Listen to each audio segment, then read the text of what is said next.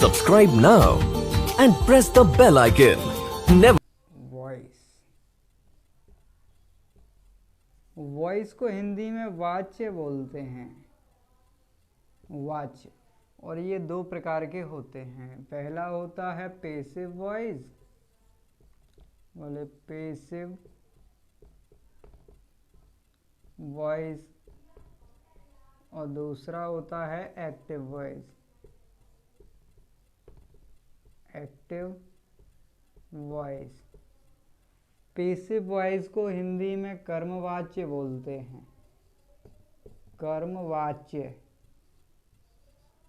और active voice को हिंदी में कर्तवाच्य बोलते हैं। कर्तवाच्य, कर्तावाच्य। कर्म माने होता है ऑब्जेक्ट, ऑब्जेक्ट, और कर्त माने होता है सब्जेक्ट, सब्जेक्ट। इन्हीं के आधार पे वॉइस दो प्रकार के होते हैं। पैसिव वॉइस जिसमें ऑब्जेक्ट मैन होता है, और एक्टिव वॉइस जिसमें सब्जेक्ट मैन होता है। अब समझ लीजिए सब्जेक्ट और ऑब्जेक्ट क्या है। सब्जेक्ट को हिंदी में कर्ता बोलते हैं। कर्ता, जो कार्य को करने वाला होता है उसको सब्जेक्ट बोलते हैं। कार्य करने वाला, जो भी व्यक्ति जिस कार्य को करता है उस कार्य के लिए उसको कर्ता कहते हैं, इंग्लिश में सब्जेक्ट बोलते हैं। जैसे एक एग्जाम्पल दे रहे हैं, वह साइकिल चला रही है। साइकिल चला रही है, चला रही है। यहाँ पे हमने किसी लड़की को सपोज कर लिया है और वो साइकिल चला रही है, ऐसा हमने मान लिया है। अब साइकिल चला रही है, बोले वह साइकिल चला रही है। यहाँ पे कार्य हो रहा है कि साइकिल चल रही है। यहाँ पे साइकिल चलाई जा रही है और चलाने वाला वह है, वह लड़की है यहाँ पे। तो यहाँ पे कार्य कर रही है, यानी वह नामक लड़की जो है वो साइकिल चलाने का कार्य कर रही है, इसलिए यहाँ पे इसको सब्जेक्ट बोलें। सब्जेक्ट यानी कर्ता। दूसरे शब्दों में ऑब्जेक्ट क्या है, तो ऑब्जेक्ट को हिंदी में कर्म कहते हैं। ऑब्जेक्ट कर्म होता है, और जो कार्य कर्ता करता है उस कार्य को कर्म कहते हैं। जैसे यहाँ पे वह लड़की साइकिल चला रही है। अब यहाँ पे कार्य हो रहा है, साइकिल चल रही है, करने वाला वह है, तो यहाँ पे सी सब्जेक्ट हो गया। लड़की के लिए वह को सी लगाते हैं। अब वह कार्य तो कर रही है, लेकिन क्या कर रही है, बोले साइकिल चला रही है। चलाना यहाँ पे वर्ब है, लेकिन जो साइकिल है, बोले चला क्या रही है, वह साइकिल चला रही है। यहाँ पे कार्य हो रहा है, साइकिल चल रही है, तो कार्य को जो कार्य होता है उसको ऑब्जेक्ट करता है, सब्जेक्ट करता है, उसको ऑब्जेक्ट कहते हैं। सिंपल परिभाषा, सब्जेक्ट के द्वारा किया गया कार्य ऑब्जेक्ट कहलाता है। जो भी कार्य सब्जेक्ट करता है, जैसे राम बाजार जाता है, यहाँ पे जाना, बाजार जाया जा रहा है और राम जाने वाला है, तो राम को सब्जेक्ट बोल दिया। अब बाजार राम जा रहा है, राम सब्जेक्ट है, लेकिन राम कहाँ जा रहा है, राम बाजार जा रहा है, यहाँ पे बाजार ऑब्जेक्ट है। कहने का अर्थ ये है, सब्जेक्ट और ऑब्जेक्ट दोनों की ही पहचान की जा सकती है एक सेंटेंस में इस प्रकार। देखो ऐसे एक एग्जाम्पल दे दिया, जैसे राम हिंदी पढ़ रहा है, हिंदी पढ़ रहा है। अब ये एग्जाम्पल है, इसको देखो, सबसे पहले राम के द्वारा हिंदी पढ़ी जा रही है, कार्य हो रहा है कि हिंदी की पढ़ाई हो रही है, तो राम यहाँ पे सब्जेक्ट है, सब्जेक्ट राम है। अब राम कर क्या रहा है, बोले पढ़ रहा है। राम पढ़ क्या रहा है, राम हिंदी पढ़ रहा है, तो हिंदी यहाँ पे ऑब्जेक्ट है। कर्ता के कारण या सब्जेक्ट के कारण जो भी कार्य किया जाता है उसको ऑब्जेक्ट कहते हैं। संभवतः आपको सब्जेक्ट और ऑब्जेक्ट दोनों ही समझ में आ गए होंगे। अब बात है पैसिव और एक्टिव की। तो यहाँ पे पैसिव वॉइस जो होते हैं वो ऑब्जेक्ट से शुरू होते हैं और एक्टिव वॉइस जो होते हैं वो सब्जेक्ट से शुरू होते हैं। ये वाक्य हैं। अब इनको समझ लीजिए कि पैसिव से एक्टिव और एक्टिव से पैसिव, यानी एक्टिव वॉइस से पैसिव वॉइस किस प्रकार बनाए जाते हैं ये समझना है। सीधी बात, पैसिव वॉइस का उपयोग बचने के लिए करते हैं। बचने के लिए बोले हाँ, बचने के लिए पैसिव वॉइस का उपयोग करते हैं। और इनका उपयोग जैसे मान लीजिए सब्जेक्ट है, वह आम खा रहा है, ये हमने सेंटेंस बोला, आम खा रहा है। अब इसका पैसिव वॉइस बनेगा तो आम उसके द्वारा खाया जा रहा है, उसके द्वारा खाया जा रहा है। अब देखना, ये एक्टिव वॉइस है और ये पैसिव वॉइस है। अभी बोला था कि एक्टिव वॉइस कर्तवाच्य होते हैं, सब्जेक्ट से शुरू होते हैं। तो देखो ऊपर वाला एक्टिव वॉइस है और वह आम खा रहा है। आम खाने वाला वह नामक कोई लड़का है, तो यहाँ पे वह शब्द जो है वो सब्जेक्ट है। सब्जेक्ट से शुरू होने के कारण ये वाक्य एक्टिव वॉइस है। ये एक्टिव वॉइस यानी कर्तवाच्य है। अब आम उसके द्वारा खाया जा रहा है, बोले खाने वाला आम है और खा वह रहा है। कार्य हो रहा है कि आम की खवाई हो रही है। अब खा वह रहा है तो उसके द्वारा जो आम खाया जा रहा है, आम यहाँ पे ऑब्जेक्ट है। ऑब्जेक्ट होने के कारण, ऑब्जेक्ट से शुरुआत होने के कारण इस वाक्य को पैसिव वॉइस यानी कर्मवाच्य कहते हैं। अब एक्टिव वॉइस से कर्मवाच्य यानी पैसिव वॉइस कैसे बनाए जाते हैं, इनका नियम है। इनका नियम देखना। हाँ, पहले बता रहे थे कि बचने के लिए पैसिव वॉइस का उपयोग करते हैं। बचने के लिए कैसे, बोले नेता वगैरह जो होते हैं वो इस भाषा का ज़्यादातर उपयोग करते हैं पैसिव वॉइस में। बोले आपका कार्य जल्द से जल्द करवा दिया जाएगा। वो ये नहीं कहते कि आपका ये कार्य जो है वो मैं करूँगा। जैसे कोई नेता वगैरह आए आपके मोहल्ले में और आपने अपनी समस्या शुरुआत कर दी सुनाना। अब आपने कहा नेताजी समस्या ये है कि पानी बरसता है, मोहल्ले में कीच हो जाती है ना, मतलब निकल नहीं पाते हैं या फिर पानी की कमी है, कुछ भी समस्या आपने सुना दी। अब जो नेता हैं वो बोलेंगे कि हाँ आपकी जल्द से जल्द सुनवाई की जाएगी। सुनवाई की जाएगी या सुनूंगा, मतलब वो ये नहीं कहते कि आपका कार्य मैं कर दूंगा या मैं आपकी रोड डलवा दूंगा या मैं आपके पानी की व्यवस्था कर दूंगा। वो ये नहीं कहते। क्यों?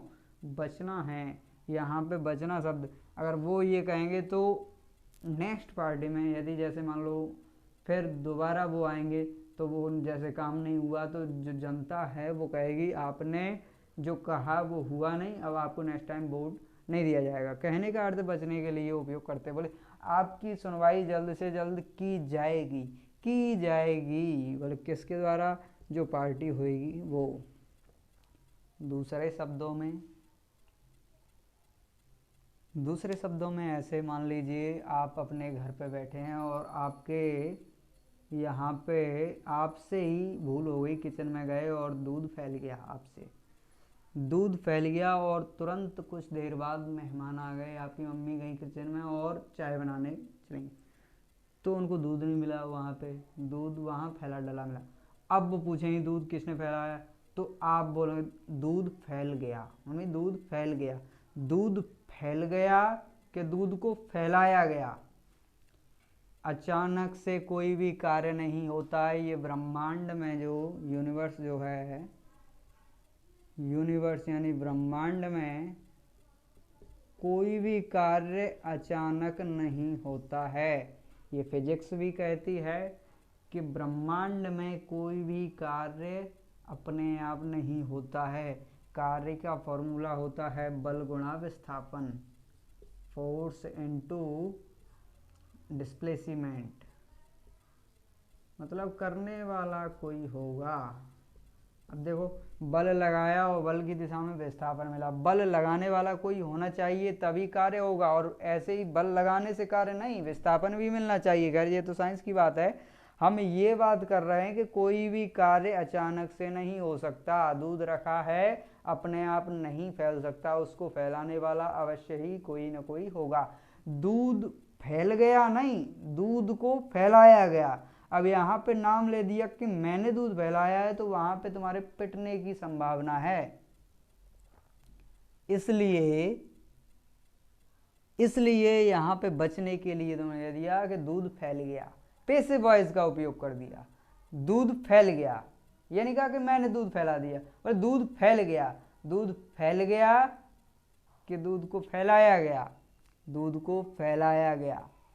बोले किसने? बोले मैंने दूध फैला दिया। ऐसे नहीं, दूध फैल गया ऐसे बोलते। पैसिव वॉइस का उपयोग हमेशा बचने के लिए किया जाता है। अब देखेंगे कि पैसिव वॉइस में कैसे बदलते हैं। बोले एक्टिव वॉइस से पैसिव वॉइस में बदलने के नियम कुछ निम्न प्रकार हैं। इंडेफिनिट के टेंस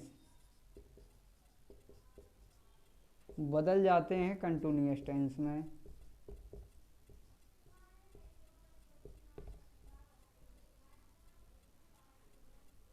परफेक्ट के बदल जाते हैं परफेक्ट में, परफेक्ट कंटिन्यूअस टेंस में। और फिर बात यह है कि कंटिन्यूअस भी तो बदलते होंगे। हाँ, तो कंटिन्यूअस नहीं बदलते हैं, कंटिन्यूअस बदलते नहीं हैं। बोले कंटिन्यूअस कंटिन्यूअस में ही रहते हैं। बस एक अंतर हो जाता है, आईएनजी की जगह पे बींग लग जाती है। बोले आईएनजी को हटा के बींग का उपयोग कर दिया जाता है। अब देखिए बनते कौन कौन से नहीं हैं। Perfect continuous tense, perfect continuous tense के पैसिव वॉइस नहीं बनते हैं। कोई भी परफेक्ट कंटिन्यूअस टेंस हो, जैसे present perfect continuous, past perfect continuous, future perfect continuous, इनके पैसिव वॉइस नहीं बनाए जाते हैं। और तीसरा future perfect continuous, future perfect continuous, इसका भी पैसिव वॉइस नहीं बनता है। बोले 4 के नहीं बनते हैं, 8 के बनते हैं। 8 के कौन से? सारे इंडेफिनिट बनते हैं, सब कंटिन्यूअस बनते हैं, परफेक्ट भी बनते हैं। लेकिन कंटिन्यूअस कौन सा? हाँ, सब इंडेफिनिट बनते हैं और इंडेफिनिट बदले जाते हैं कंटिन्यूअस टेंस में। परफेक्ट बनते हैं, परफेक्ट बदले जाते हैं परफेक्ट कंटिन्यूअस टेंस में। और परफेक्ट कंटिन्यूअस टेंस बनाए नहीं जाते हैं। और एक और होता है, बोले जे फ्यूचर कंटिन्यूअस टेंस नहीं बनता है। 4 प्रकार के टेंसों के पैसिव वॉइस नहीं बनते हैं। बोले सब प्रकार के perfect continuous tense, present perfect continuous tense, future perfect continuous tense, past perfect continuous tense, इनके पैसिव वॉइस नहीं बनते हैं। और चौथा और होता है फ्यूचर कंटिन्यूअस टेंस, इनके पैसिव वॉइस नहीं बनते हैं। फिर बनते किनके हैं? Present indefinite, past indefinite, future indefinite. Present continuous, past continuous, future continuous नहीं बनता, फ्यूचर कंटिन्यूअस नहीं बनता है, प्रेजेंट कंटिन्यूअस, पास्ट कंटिन्यूअस। फिर तीसरा बोले प्रेजेंट परफेक्ट, फ्यूचर परफेक्ट और पास्ट परफेक्ट। और चौथे परफेक्ट कंटिन्यूअस बनते नहीं हैं। 8 ही प्रकार के बनते हैं। अब इस नियम को देखकर एग्जाम्पल दे रहे हैं कुछ, जैसे कि पहला लिखा, इंडेफिनिट बदले जाते हैं कंटिन्यूअस में। तो हमने एक एग्जांपल दे दिया, ही रीड्स हिंदी। ये एग्जाम्पल हमने आपको दे दिया। एक नियम होता है परफेक्ट कंटिन्यूअस पेसिव वॉइस का। पेसिव वॉइस में हमेशा टेंस वर्ब की थर्ड फॉर्म आती है, बोले V3 उपयोग की जाती है। पेसिव वॉइस में हमेशा वर्ब की थर्ड फॉर्म का उपयोग किया जाता है, ये नियम है। अब देखिए, सबसे पहले ऑब्जेक्ट को देखो, ये सब्जेक्ट लिखा है पहले, ही रीड्स बुक, वह हिंदी पढ़ता है। बोले कार्य क्या है कि हिंदी की पढ़ाई होती है और पढ़ने वाला वह है। तो यहाँ पे वह हिंदी पढ़ता है, यहाँ पे ये एग्जाम्पल है। अब वह से शुरुआत कर रहे हैं यहाँ पे, मतलब सब्जेक्ट से शुरुआत हो रही है, तो एक्टिव वॉइस है। अब इसको पेसिव वॉइस में बदलना है तो ऑब्जेक्ट से शुरुआत करनी पड़ेगी, हिंदी को पहले लाना पड़ेगा, तो हिंदी। अब देखिए, इंडेफिनिट चले जाते कंटिन्यूअस, तो ये प्रेजेंट इंडेफिनिट टेंस है, अब जाएगा प्रेजेंट कंटिन्यूअस टेंस में। क्यों, सारे इंडेफिनिट चले जाते कंटिन्यूअस टेंस में।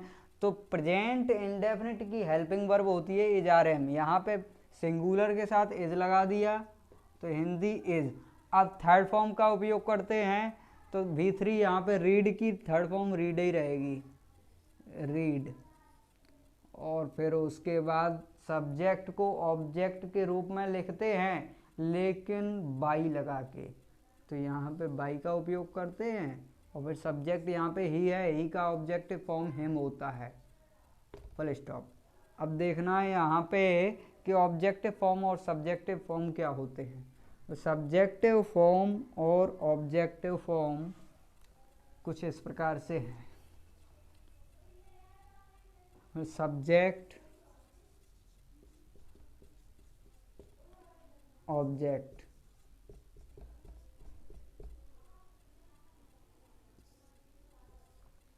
सब्जेक्ट यदि आई हो तो उसका ऑब्जेक्ट होता है मी। सब्जेक्ट यदि यू हो तो उसका ऑब्जेक्ट यू ही रहता है।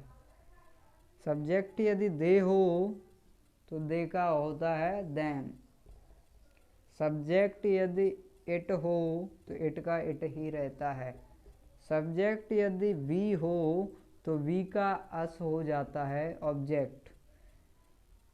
इतने समझ लीजिए, है ना।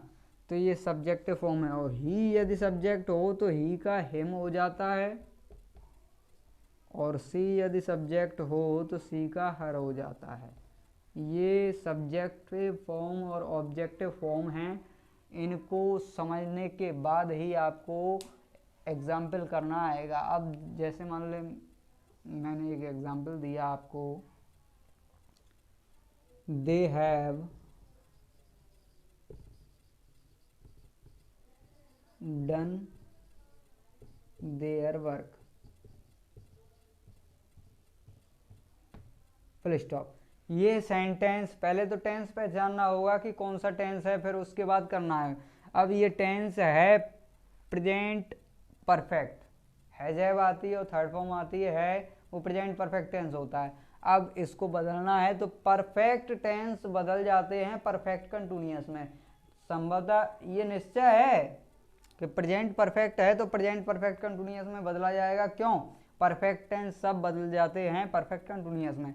तो अब एक्टिव वॉइस है, पैसिव वॉइस के लिए ऑब्जेक्ट पहले लिखेंगे, तो देयर वर्क, देयर वर्क। अब टेंस बदलना है, परफेक्ट है, परफेक्ट कंटिन्यूअस में जाएगा, तो प्रेजेंट परफेक्ट कंटिन्यूअस की हेल्पिंग वर्ब होती है has, have been. Has been, have been plus V4 verb में ING। अब देखो, हैज बीन और हैव बीन की जगह अब देयर वर्क, वर्क के साथ हैज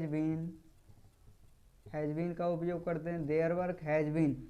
अब V3 माने वर्ब की थर्ड फॉर्म, तो वर्ब की थर्ड फॉर्म यहाँ पे वही है तो वही लिख दिया, डन। अब सब्जेक्ट को ऑब्जेक्ट बनाते हैं, तो बाई का उपयोग करते हैं, बाई का उपयोग कर दिया। और दे की ऑब्जेक्टिव फॉर्म होती है देम। दे सब्जेक्ट है, इसका ऑब्जेक्टिव फॉर्म होता है देम। तो their work has been done by them. इस प्रकार से पैसिव वॉइस में बदला जाता है। कुछ पास्ट के और फ्यूचर के और देख लीजिए, पास्ट एंड फ्यूचर। तो देखना, हमने एग्जाम्पल दिया, ही रीड हिंदी, रीड हिंदी। ये सेंटेंस पास्ट एंड